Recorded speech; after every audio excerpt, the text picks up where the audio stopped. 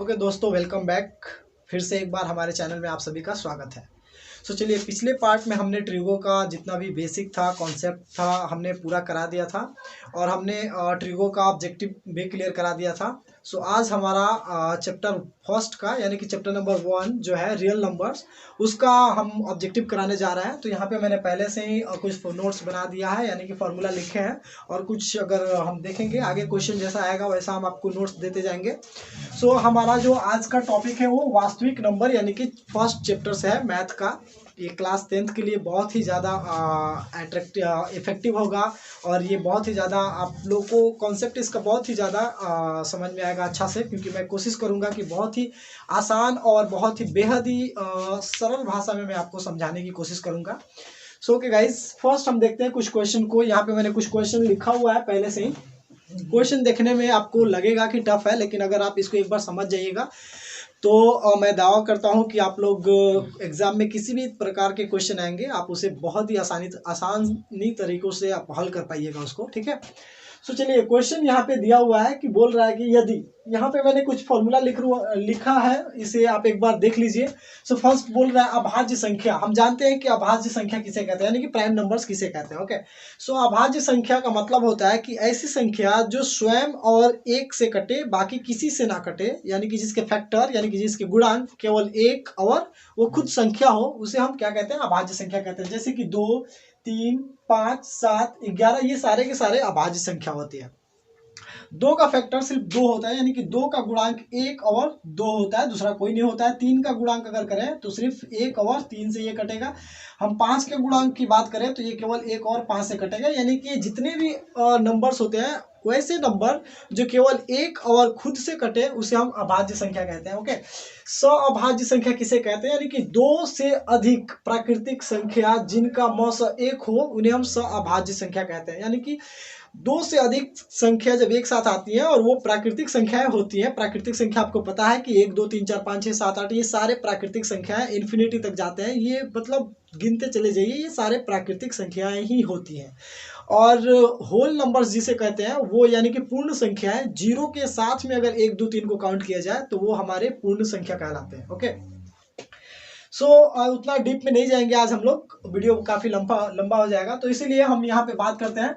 तो अभाज्य संख्या यानी कि जिनका मौसम यानी कि हम HCF जिसको बोलते हैं वो हमारा क्या हो जाएगा, हमारा 1 होता है, उसे हम क्या कहेंगे, सह अभाज्य संख्या कहेंगे। ओके, नेक्स्ट आते हैं भाज्य संख्या पे। भाज्य संख्या का मतलब होता है कि वैसी संख्या जिनका फैक्टर यानी कि जिनका गुणांक 2 से अधिक हो, यानी कि एक तो 1 होगा और एक वो नंबर होंगे और उससे भी अगर कुछ अलग आता है उनका गुणांक तो इसका मतलब वो हमारा भाज्य संख्या हो जाता है। फॉर एग्जाम्पल अगर 4 की बात करें तो ये 1 से भी कटेगा, 2 से भी कटेगा, 4 से भी कटेगा। तो यानी कि ये जो एक्स्ट्रा वाला आ गया ना, ये हमारा उसको भाज्य संख्या बना देता है। 6 की बात करें, 8 की बात करें, 6 1 से भी कटेगा, 2 के टेबल में भी आता है, 3 के टेबल में भी आता है और ये 6 के टेबल में भी आता है। तो ये जो 2 अलग जो फैक्टर आ गया है ना, इसका मतलब जो गुणांक, जो 2 गुणांक आ गए ना, ये इसको भाज्य संख्या बना देते हैं।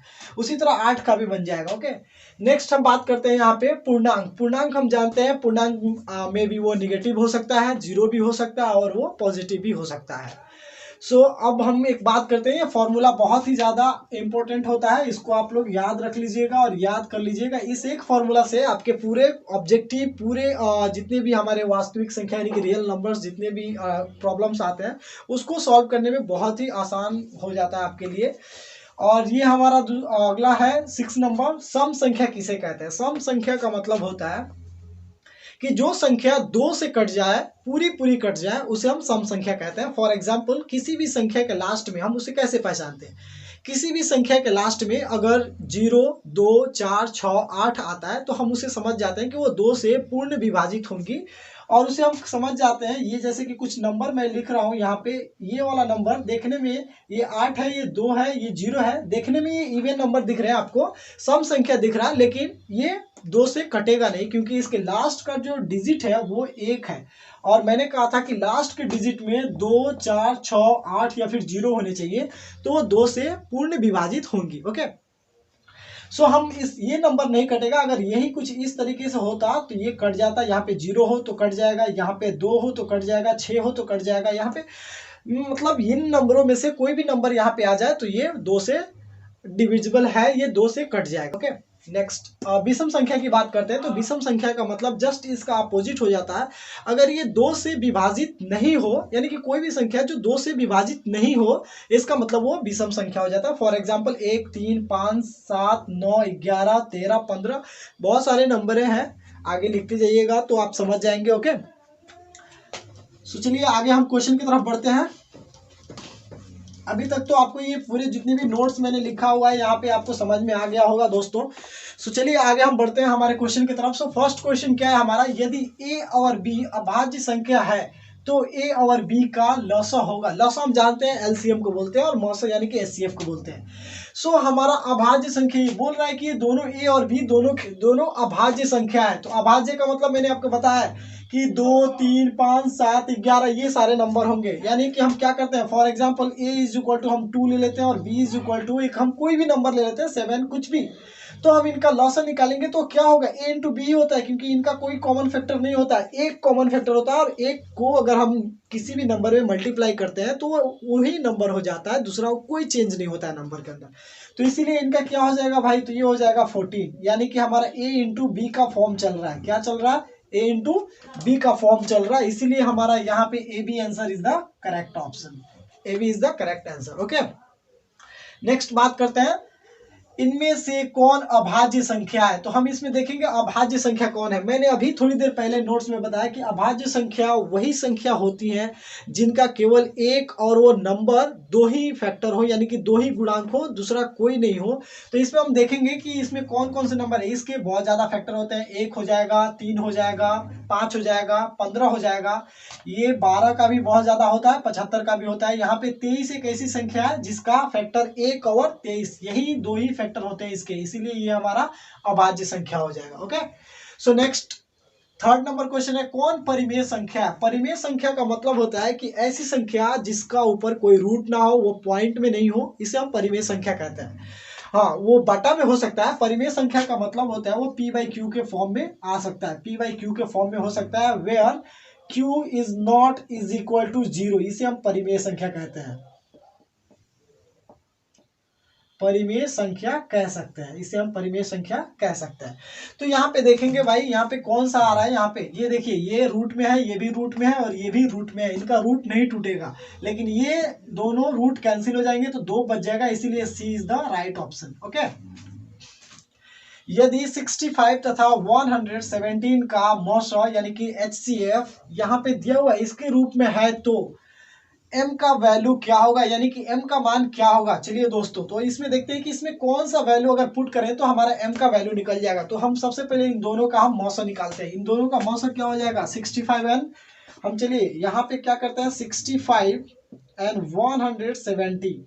117 का हम मौसा निकालते हैं। मौसा निकालने का सबसे आसान तरीका हम बता रहे हैं आपको। यहाँ पे देखिए, एलसीएम जैसे आप निकालते हैं, एलसीएम निकालिए, लेकिन वैसे नंबर से एलसीएम निकालिए जो दोनों जितने भी नंबर दिए रहे हैं उन सब में वो कोई भी आप टेबल जो पढ़ रहे हैं उसमें कॉमन आनी चाहिए, यानी कि वो कॉमन नंबर होना चाहिए। यहाँ पे क्या है, यहाँ पे देख रहे हैं 5 आता है, यहाँ पे नहीं होता है, ये हमारा क्या हो जाएगा, 7 5 12, ये नहीं कटेगा, 2 से नहीं कटेगा, 3 से नहीं कटेगा, ये 13 से कटेगा। तो हम 13 निकाल लेते हैं। यहाँ पे क्या हो जाएगा भाई, 13 निकालते हैं तो कितना हो जाएगा, 13 × 5 = 65 होता है और ये हो जाएगा, ये 9 टाइम्स कट जाएगा, ये हमारा हो जाएगा, यानी कि कॉमन हमारा क्या हो जाएगा, HCF क्या हो जाएगा, 13 हो जाएगा यहाँ पे। चलिए तो आप देखते हैं 13 हमारा क्या हो जाएगा यहाँ पे, HCF। यहाँ पे 65 है हमारा, तो 65 में हम क्या कर रहे हैं, 177 से मल्टीपल कम निकाल रहे हैं। ओके, सो ये हो जाएगा हमारा 13 आ गया। इसमें देखते हैं 2 क्या हो जाएगा, क्योंकि हमारा 13 है, यहाँ पे 65 का जो हम निकाल रहे हैं, यहाँ पे हम अगर 65 इंटू क्या करते हैं, यहाँ पे देख लेते हैं 13 आ रहा है ना हमारा HCF, तो यहाँ पे हम देख लेते हैं 65 इंटू 2 अगर करते हैं -117 करते हैं तो देखिए क्या होता है, ये हमारा हो जाएगा 130 और ये हमारा हो जाता है 117। यहाँ पे देखिए यही एक हमारा नंबर है, 1 से मल्टीप्लाई करेंगे तो वो नहीं आएगा, यहाँ पे हमारा 13 आ जा रहा है। देखिए इसको घटाएंगे तो ये हमारा 13, HCF 13 और ये हमारा 13 आ गया। अगर इसमें हम 1 से मल्टीप्लाई करेंगे कोई चेंजेस नहीं होगा, 3 से करेंगे बहुत ज़्यादा हो जाएगा, 4 से करेंगे और भी ज़्यादा हो जाएगा, इसलिए हमको 13 लाना है, तो 2 इज द राइट ऑप्शन, ये हमारा 2 राइट ऑप्शन हो जाएगा। घटाने के बाद हमारा क्या हो जाएगा, 13 आ जाएगा। ओके नेक्स्ट अगला क्वेश्चन की तरफ चलते हैं।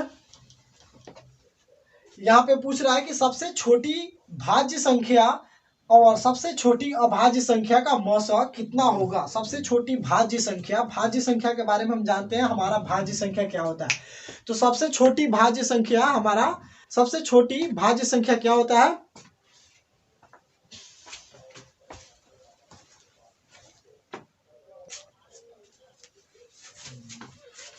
ओके एक्चुअली 5 नंबर क्वेश्चन छूट गया था, सॉरी गाइस। सो चलिए यहाँ पे क्या हो जाएगा, 2, 10 एंड 20 के लसा और मौसा का अनुपात। यहाँ पे अनुपात फाइंड करने के लिए बोल रहा है। मैं छठा पे चला गया था इसलिए हाँ मुझे बताना, वो एक पीछे से मुझे अभी इंडिकेशन मिला कि ये क्वेश्चन नहीं हुआ है। ओके सो यहाँ पे 2, 10 एंड 20 के लसा और मौसा का अनुपात निकालना है। फर्स्ट देखिए यहाँ पे लसा यानी कि एलसीएम एंड मौसा यानी कि एचसीएफ, हमको इन दोनों का अनुपात फाइंड करना है। यहाँ पे 2, 10 और 20 पूछ रहा है, तो ये हमारा हो जाएगा 2, 10 और 20। हमने कहा था कि एचसीएफ निकालने का बहुत ही बेसिक फंडा है, ये सिंपल सा हम लॉजिक यहाँ पे अप्लाई करेंगे। ऐसे नंबर को पहले लिखेंगे जो हमारा कॉमन फैक्टर यानी कि कॉमन हो सबके लिए। यहाँ पे 2 कॉमन है सबके लिए, हम 2 करते हैं 1 टाइम्स जाएगा, ये 5 टाइम्स जाएगा और ये 10 टाइम्स जाएगा। और फिर हम क्या करेंगे, यहाँ पे 5 अगर हम कर लेते हैं, लेकिन हम 5 करेंगे नहीं क्योंकि यहाँ पे हमारा एचसीएफ हो जाएगा। अब 5 इसको कर सकते हैं, ये हमारा एचसीएफ फिक्स हो गया। यहाँ पे नहीं लेंगे, ये 5 हमारा एचसीएफ नहीं होगा क्योंकि कॉमन सिर्फ 2 ही निकल रहा है, तो ये हमारा फिक्स हो गया एचसीएफ। अब बात करते हैं, ये 1 ही रह जाएगा, यहाँ पे 1 हो जाएगा और ये हमारा 2 हो जाएगा। अब इसका एलसीएम कितना हो जाता है, तो एलसीएम हमारा हो जाएगा भाई 2 × 5 × 2 इज इक्वल टू होता है कितना, 20। कितना हो जाएगा, 20। और ये हमारा होता है कितना, एचसीएफ कितना हो जाएगा, एचसीएफ हो जाता है हमारा 2।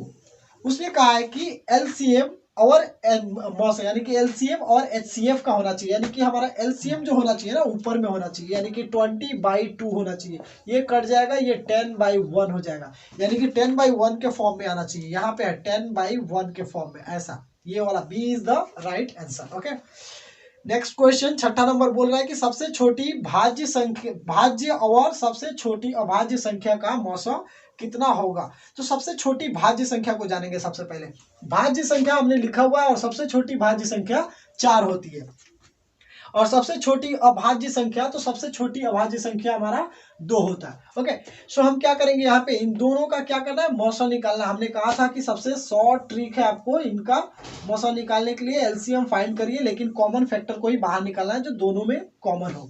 तो यहाँ पे क्या हो जाएगा, 1 टाइम जाएगा, ये 2 टाइम जाएगा, ये हमारा क्या हुआ 2 इज द राइट ऑप्शन। इसमें देखेंगे 2 किधर है, ये B option is the right. Okay बोल रहे कि दो लगातार संख्याओं का मौसा क्या होगा। 2 लगातार संख्या, ये हमेशा याद रखिए, कंसेक्यूटिव नंबर्स जो भी होते हैं उनके मौसा हमेशा एचसीएफ 1 ही होता है, क्योंकि 1 ही कॉमन फैक्टर होता है। सारे नंबर्स के लिए 1 एक कॉमन फैक्टर होता है। 1 सब नंबरों का गुणांक होता है, सब नंबर के गुणांक 1 होता है। कोई भी लगातार संख्या ले सकते हैं, मान लीजिए हम 8 ले लिया और 9 ले लिए, यहाँ पे 10 ले लिया और 11 ले लिया, यहाँ पे 12 ले लिया और 13 ले लिया, कोई भी नंबर ले सकते हैं हम। इनमें रिलेशन क्या है, इनका फैक्टर बहुत सारा होगा, लेकिन इन दोनों में रिलेशन किस चीज का बन रहा है, एक का बन रहा है। इन दोनों में रिलेशन किसका बन रहा है, एक ही एक ऐसा फैक्टर है जो कॉमन मिल रहा है, एक ही एक ऐसा गुणांक है जो सबके लिए कॉमन है। इसमें भी एक ही मैच करेगा। अगर बिलीव नहीं है तो करके देख लो, ये 8 2 से कटेगा, ये 3 से कटेगा, कोई मैच नहीं करेगा। ये 10 2 से कटेगा, 5 से कटेगा, 11 सिर्फ 11 से कटेगा, नहीं तो 1 से कटेगा।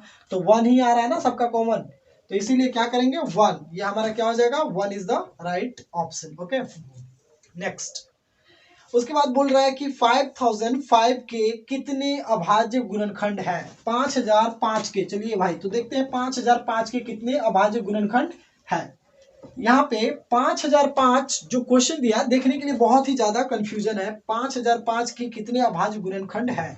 कितने बच्चे सोचेंगे कि 5005 में कितने अभाज्य गुणनखंड होंगे। चलिए इसको हम काउंट करते हैं, वो काउंट करना शुरू कर देंगे। कितना कुछ ए प्लस वो हमारे जो लगातार नेचुरल नंबर होते हैं या फिर प्राकृतिक जो भी हमारे क्या बोलते हैं उसको लगातार स्क्वायर वाले होते हैं, उसमें वो दिमाग लगा देंगे। वैसा कुछ भी नहीं करना है। यहाँ पे सिंपल सा लॉजिक आप अपनाइए। यहाँ पे एलसीएम फाइंड कर लीजिए। क्या हो जाएगा, यहाँ पे आप इसका एलसीएम निकालो। देखो क्या हो जाएगा, 5 5 10 होता है। ये किससे कटेगा आपको पता है? नहीं पता है। 11 का फैक्टर होता है, क्या होता है? इसको ऐड करते हैं और फिर इसको ऐड करते हैं। अगर दोनों नंबर को क्या करते हैं, ये ऐड करने पे 5 हुआ और ये ऐड करने पे -5 हुआ। अगर ये कटने के बाद 0 या फिर 11 है तो इसका मतलब वो 11 से डिविजिबल है। तो ये हमारा 11 से डिविजिबल है। ये डिविजिबिलिटी के बारे में आप पढ़े होंगे, यानी कि कब कौन संख्या किससे कटेगा इसके बारे में अगर आप पढ़े होंगे तो बहुत ही आसानी से इसको आप बना पाओगे। तो यहाँ पे 11 से कटेगा, क्या हो जाएगा भाई? 11 से कटेगा तो कितना बार में ये कटेगा देखते हैं। चलिए तो ये हमारा हो जाएगा, क्या हो जाएगा यहाँ पे 4 बार में कटेगा। 11 चौका 44 होता है और यहाँ पे बचा कितना, 6 हो जाएगा हमारा। ये तो सिंपल है, पहले 11 क्या, इधर 5 से कटेगा। सबसे आसान भाग, पहले लास्ट में 5 है, 5 का डिविजिबिलिटी क्या होता है, लास्ट में 0 और 5 होने चाहिए तो वो 5 से कट जाएगा। तो ये तो और आसान है। यहाँ पे 5 से कटेगा एक बार में, ये 0 ये 0, ये क्या हो जाएगा, तो ये हो जाएगा हमारा 1। अब ये 11 से कटेगा तो यहाँ पे हो जाएगा 9 टाइम्स में जाएगा, फिर ये हो जाएगा 1 टाइम में जाएगा। फिर ये देखते हैं कैसे कटेगा, ये 13 से कटेगा, 13 से 91 होता है, ये हमारा हो जाता है। देखिए इसमें कितने अभाज्य गुणनखंड है, ये भी अभाज्य है, ये भी है, ये भी है, ये भी है। तो यानी कि 1 2 3 4 कितने हो गए, टोटल 4 हो गए। इसमें देखेंगे 4 कौन सा हमारा ऑप्शन है, 8 नंबर का 4, B is the right option. Okay, so बहुत ही आसान है दोस्तों, देखते चलिए, इसी तरह हम आगे बढ़ते जाएंगे। ओके दोस्तों, तो आगे बढ़ते हैं। सो हमारा 9 नंबर क्वेश्चन है, दो संख्याओं का गुणनफल 86 70 यानी कि 86 70 है और उनका मौसा 17 है तो लौसा ज्ञात कीजिए। हम जानते हैं कि यहाँ पे LCM into HCF is equal to दो संख्याओं का गुणनफल होता है। वो 2 भी दे सकता है, 3 भी दे सकता है, कितना भी दे सकता है। तो हमको उसको नहीं देखना है, उतना हमको केयर नहीं करना है। वो जितना दिया रहेगा सबको हम मल्टीप्लाई कर देंगे। अगर वो 2 संख्या दिया रहेगा, 2 अलग अलग संख्या रहेंगे, 3 अलग अलग संख्या रहेंगे, सबको हम मल्टीप्लाई कर देंगे। सबका प्रोडक्ट ही फाइंड आउट करना रहता है, सबका गुणनखंड ही निकालना रहता है। ओके, सो चलिए देखते हैं यहाँ पे कितना दिया हुआ है, 86। कितना दिया हुआ है, 86 70 इंटू 17 इंटू एलसीएम हो जाएगा। ये हमारा एलसीएम हो जाएगा। हम जानते हैं 17 से ये कट जाएगा, यस कट जाएगा। ये 5 बार में कटेगा, ये 1 दे दिया इसको तो ये हो जाएगा 17, 1 बार में कटेगा ये 0 हो जाएगा, यानी कि 510। ये हमारा हो जाएगा 510। ओके, अगला क्वेश्चन देखते हैं। यहाँ पे दिया हुआ है 10 नंबर 6 8 एंड 22 का लौसा और मौसा का अनुपात निकालना, यानी कि पहले लौसा होना चाहिए बाद में मौसा होना चाहिए। चलिए हमने शॉर्ट ट्रिक बताया, 6 यहाँ पे 8 और 22 यहाँ पे दिया हुआ है। 6 8 और 22 का लौसा और मौसा निकालना हमने शॉर्ट ट्रिक बताया। यहाँ पे 2 करेंगे, ये 3 बार में कटेगा, ये 4 बार में कटेगा, ये 11 बार में कटेगा और इसमें कोई कॉमन फैक्टर नहीं है। सबको मल्टीप्लाई कर दी, ये हो जाएगा 3 दूनी 6, 6 चौका 24, 24 से 11 कितना हो जाएगा, 2 4 4 2, ये हो जाएगा 4 6, ये 2 हो जाएगा, यानी कि हमारा मल्टीप्लाई निकल गया सबका। ये हमारा एलसीएम हो जाएगा, एलसीएम, और ये हमारा एचसीएफ होता है।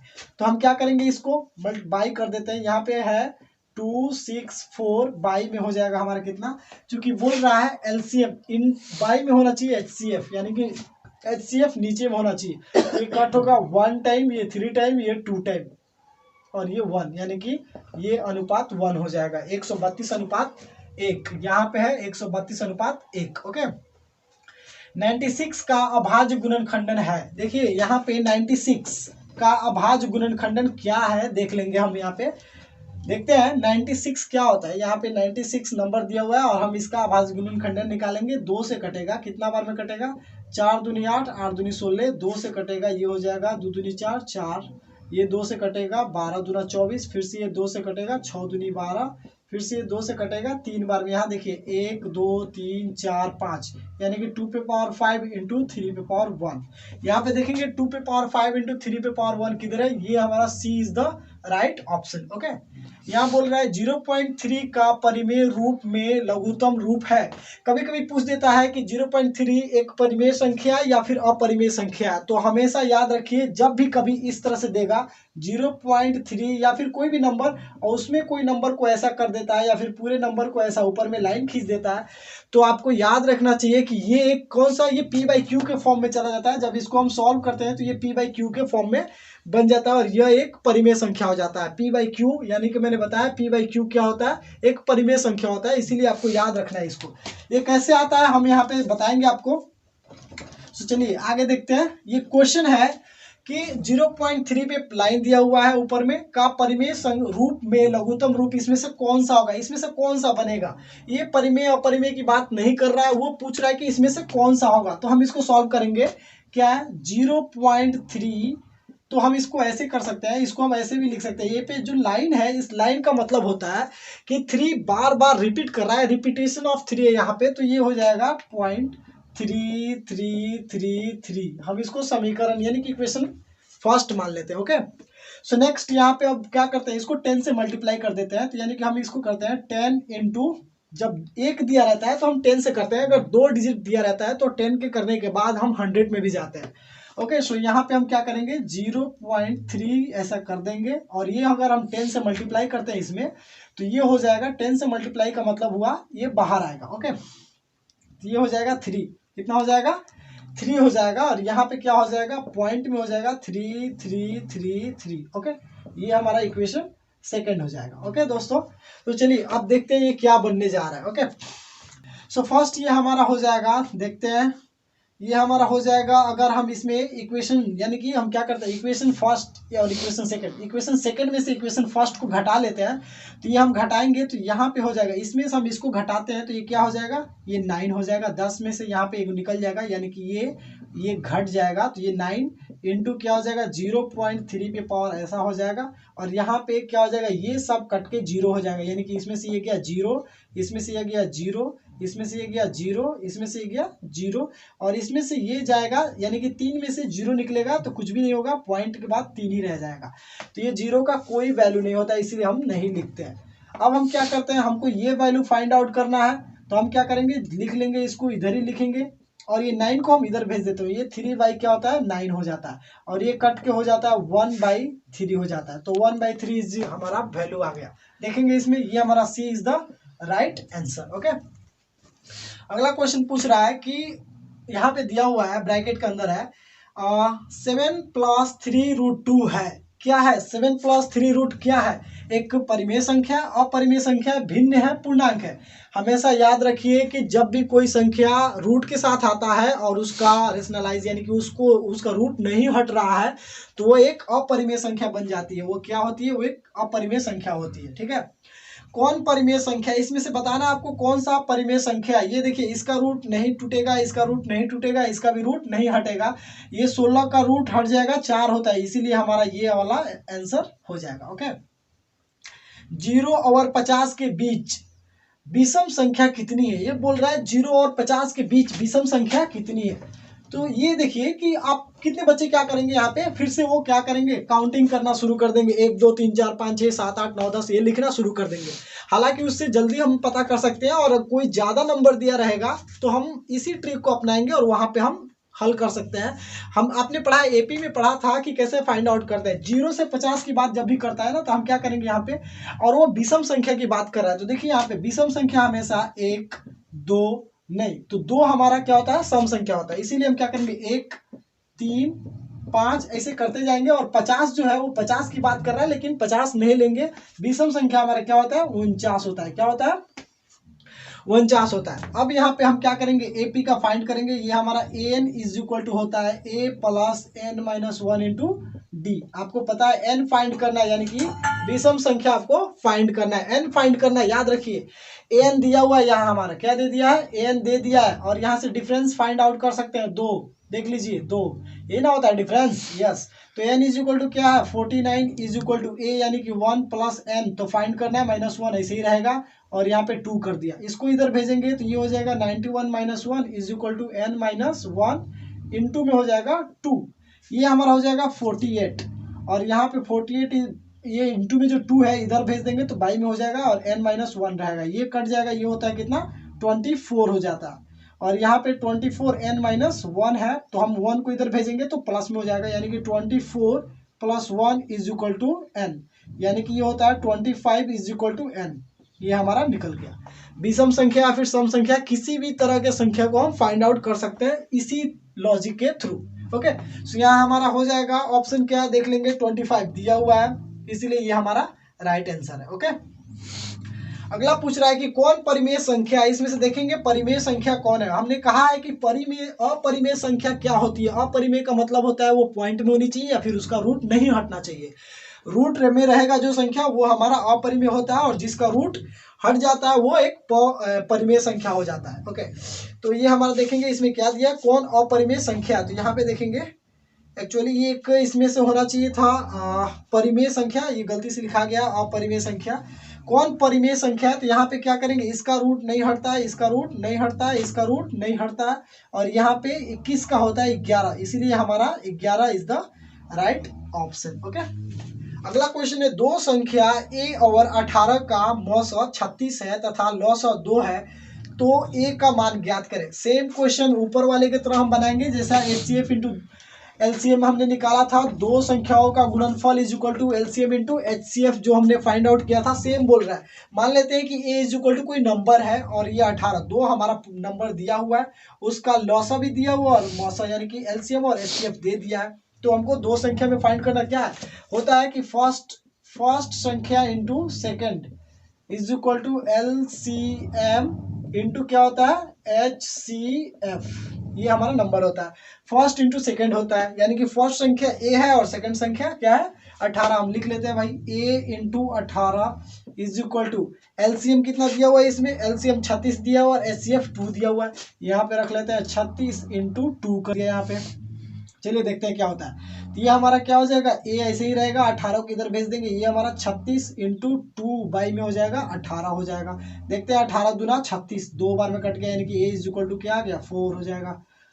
देखते हैं इसमें क्या है, ऑप्शन किधर गया जी, इसमें हमारा C is the right option. Okay,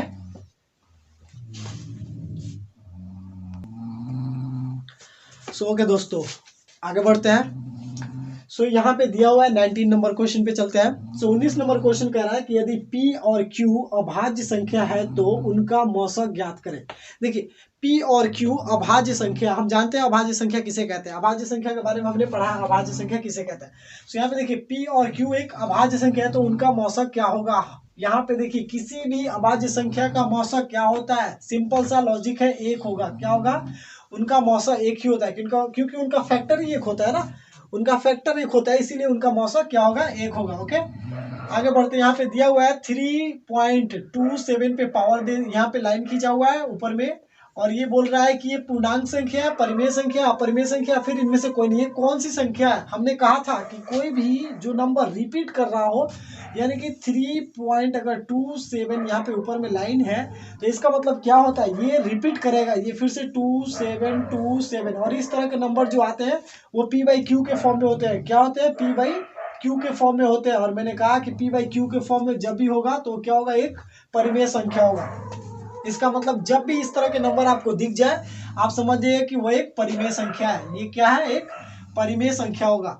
किसी पूर्णांक m के लिए सम संख्या का रूप होगा। यहाँ पे देखिए किसी पूर्णांक m के लिए सम संख्या का रूप होगा। अब बताइए इसमें कौन सा ऐसा नंबर लें कि वो पूर्णांक एक सम संख्या का रूप बनाएगा। चलिए यहाँ पे देखते हैं, पूर्णांक हम जानते हैं किसे कहते हैं, 1 2 3 4 जो नंबर होते हैं। तो यहाँ पे अगर ये जो ऑप्शन है, यहाँ पे अगर हम यहाँ पे 1 पुट करते हैं तो ये 3 हो जाएगा, सम संख्या नहीं होगा। यहाँ पे 1 पुट करते हैं तो ये मल्टीप्लाई होकर 2 हो जाएगा।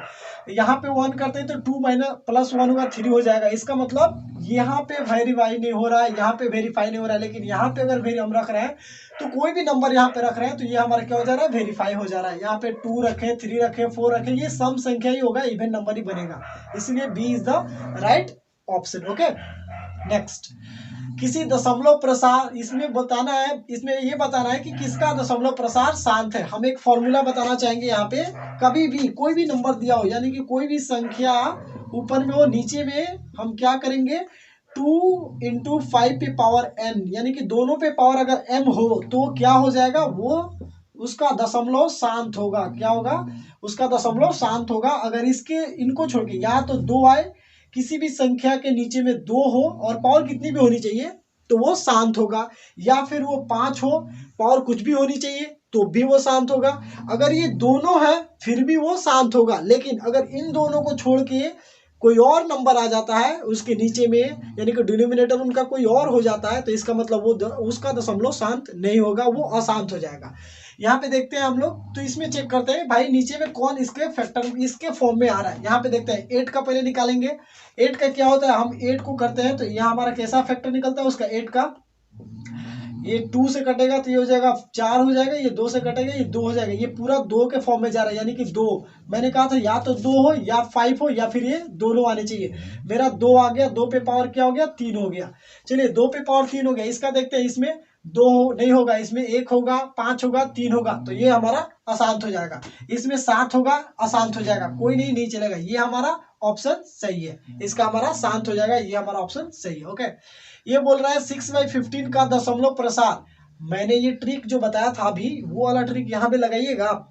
यस, आप यहाँ भी वही वाला ट्रिक लगाइएगा, लेकिन फिर कहिएगा कि सर ये तो नहीं आ रहा, ये तो अशांत हो जाएगा। फटाक से आप करिएगा 15 और आप कहिएगा कि 15 का हम एलसीएम निकाल लिए और ये 3 से कट गया, ये 5 3 15, ये 3 और 5 आ गया। सर आपने कहा था कि 5 आएगा चलेगा, लेकिन 3 आ जाए, 5 और 2 आएगा तभी चलेगा, 3 आया तो नहीं चलेगा।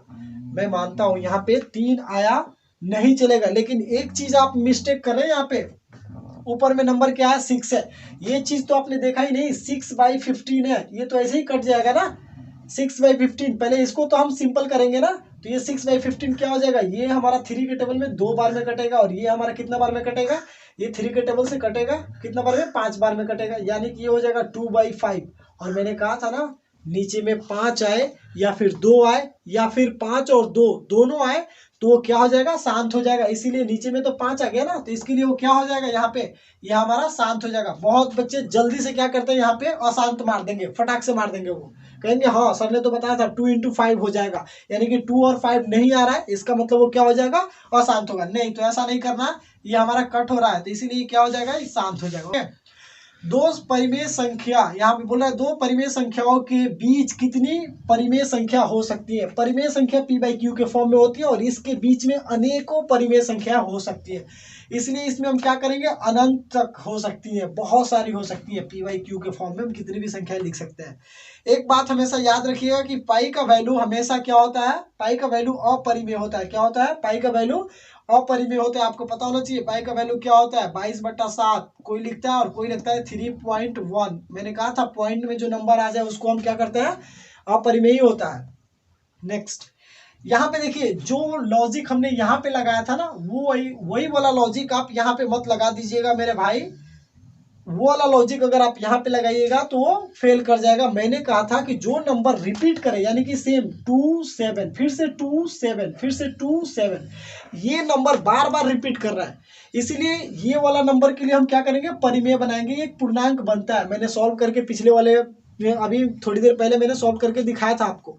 लेकिन जब ये नंबर कुछ इस तरह से लिखा हो, यहाँ पे देखिए ये लिखा हुआ है 2.21 लिखा हुआ है 21 फिर से 2 1 1 2 1 1 1 2 इस तरह से, यानी कि ये नंबर फिर 1 फिर यहाँ पे 2 और यहाँ पे डबल 1, यानी कि 2 तो रिपीट कर रहा है, लेकिन ये 1 जो है ना ये ज्यादा बार रिपीट कर रहा है, ये रिपीट नहीं कर रहा, ये 1 हमारा रिपीट नहीं कर रहा। इसीलिए हम क्या करेंगे, यहाँ पे ये हमारा सही नहीं होगा, इस फॉर्म में नहीं बैठेगा, p/q के फॉर्म में नहीं जाएगा। इसलिए क्या हो जाएगा, ये एक अपरिमेय संख्या हो जाएगा। क्या हो जाएगा, ये एक अपरिमेय संख्या हो जाएगा। सेम नीचे वाला क्वेश्चन देखेंगे, यहाँ पे 2 है और यहाँ पे 3 है, यानी कि ये वाला क्वेश्चन भी देखेंगे 5.2333। मैंने कहा था कि कोई भी नंबर रिपीट करनी चाहिए, तो यहाँ पे ये वाला नंबर रिपीट कर रहा है, ये नहीं कर रहा है कोई बात नहीं है, लेकिन पीछे के लगातार नंबर अब रिपीट करते जाएगा, पूरा रिपीट कर रहा है एकदम रेगुलरली। तो इसका मतलब ये क्या हो जाएगा, ये भी p/q के फॉर्म में आ जाएगा, p/q के फॉर्म में आ जाएगा। इसलिए ये भी एक क्या हो जाएगा, ये भी एक परिमेय संख्या हो जाएगा। Okay, so thank you guys. बहुत अच्छा लगा आप लोग का प्यार सपोर्ट मिलता रहा हमें, और इसी तरह आप अपना प्यार बनाए रखें। हम लोग बेहतर करेंगे, हमारी टीम लगी हुई है आपके लिए। हम लोग प्रैक्टिस सेट लेके आएंगे और कोशिश कर रहे हैं कि हम लोग बहुत ही जल्द लाइव आने वाले हैं, लाइव भी आएंगे हम लोग। अगर जो भी आपको कुछ भी डाउट होता है, कोई कुछ भी आपको प्रॉब्लम फंसता है, या फिर कोई भी चीज़ आपको पूछनी होती है, तो आप डायरेक्ट हमारे क्या बोलते हैं टेलीग्राम चैनल पे आके ज्वाइन हो सकते हैं। आप फ़ोन मत किया कीजिए, और आप मैसेज करिए, कमेंट करिए, ठीक है। हम सारे कमेंट्स को पढ़ते हैं। Okay, so okay, thank you guys.